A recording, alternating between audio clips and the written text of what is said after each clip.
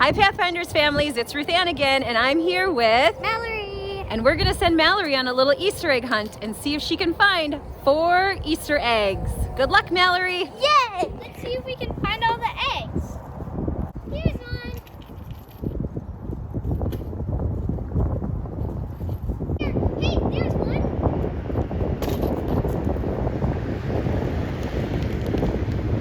Found one.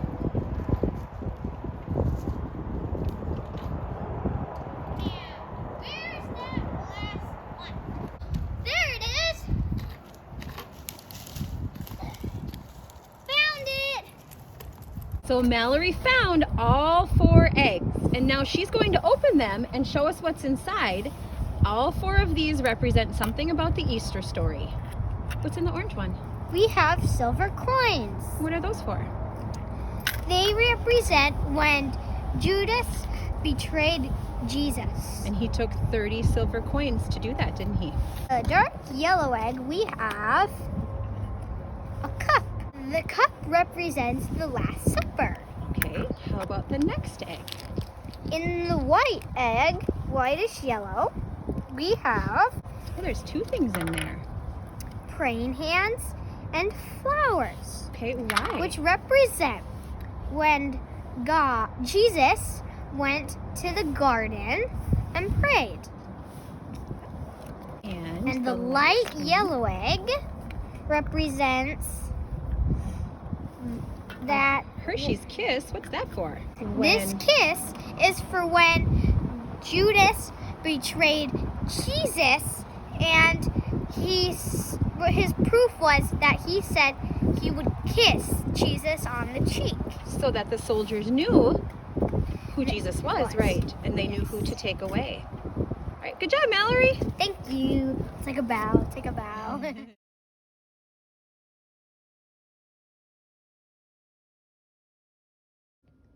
Part of the Easter story is about the night before Jesus died. He knew he was going back to heaven, but he hadn't finished teaching his friends, the disciples, all that they needed to know. So Jesus planned a special supper with the 12 disciples. We call this the Last Supper because it is the last meal they had before Jesus died on the cross. Jesus loved his friends, and he wanted to show them his love in a very caring way. As his friends got ready for the meal, Jesus put water in a large bowl and knelt down on the floor. He wanted to wash the feet of each disciple. When it was Peter's turn, Peter said to Jesus, "You will never wash my feet." Jesus replied, "Peter, you don't understand what I am doing now, but you soon will." Peter loved Jesus so much that he said, "Then don't just wash my feet, but my hands and my head also." Peter wanted to be as close to Jesus as possible. As they were eating, Jesus sadly told the disciples, "Soon one of you will betray me. One of you will tell people who don't like me where I am so they can take me away." This upset the disciples greatly, and each one of them said, "It is not me you're talking about, is it?" When Judas said this, Jesus replied, "Yes, Judas, you will betray me." Then Jesus picked up a loaf of bread. He blessed it and gave some to each of his disciples, saying, "Take this bread and eat it. This is my body." Then Jesus picked up a cup of wine. He gave thanks and said, "Drink this. It is my blood, which I must give up so the sins of the people may be forgiven." The meal was over. Jesus and his friends went to a place called the Mount of Olives. Jesus said sadly, "Soon you will all leave me." Peter felt bad. "Even if all the others leave you, I won't," he said. Jesus looked at his dear friend and said quietly, "Before the sun rises, you will pretend you don't know me 3 times. Peter said, "Jesus, I love you too much to ever do this to you."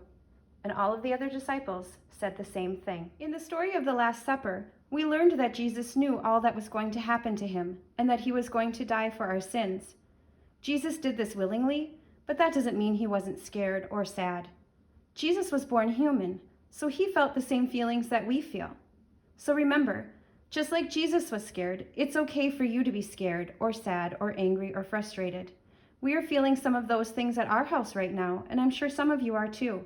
It is really frustrating to not be able to go to school and see your friends. But remember, you can always talk to your family, and you can always, always go to God with your feelings. That's what Jesus did this night. He was feeling sad, so he prayed to God in the garden. Sadly, this is also where Jesus was betrayed. Remember, Jesus knows that Judas and Peter are going to betray him. Judas took 30 pieces of silver to betray Jesus, and he told Peter that he would deny him 3 times before the night was over. Jesus felt so sad that he went to a quiet place in the garden and prayed, "Please, God, make me strong. Help me trust you." Jesus asked the disciples to come to the garden and stay awake while he prayed, but they fell asleep. "Wake up, wake up, wake up," Jesus told the disciples 3 times. When Jesus finished praying, it was time for them to go and face hard things. Even though Jesus had many friends, he had many bad enemies too. Some people were scared that Jesus would change the world with too much love. Judas was scared too. He let Jesus down. Judas told some of Jesus' enemies where Jesus was. When the soldiers came to the garden, Judas kissed Jesus on the cheek to show them who they were looking for. The soldiers took Jesus away. Judas and Peter ran away and hid. They were so scared. Later, Peter waited outside the place where Jesus was on trial. A girl saw Peter and said, "He's a friend of Jesus. He's in trouble too." Peter wanted to help his friend Jesus, but he was scared. So he pretended he didn't know Jesus. "I don't know him. I don't know him. I don't know him," Peter said. His lie made him feel even worse inside. Peter ran away again. He cried and cried. Peter felt so sad for Jesus.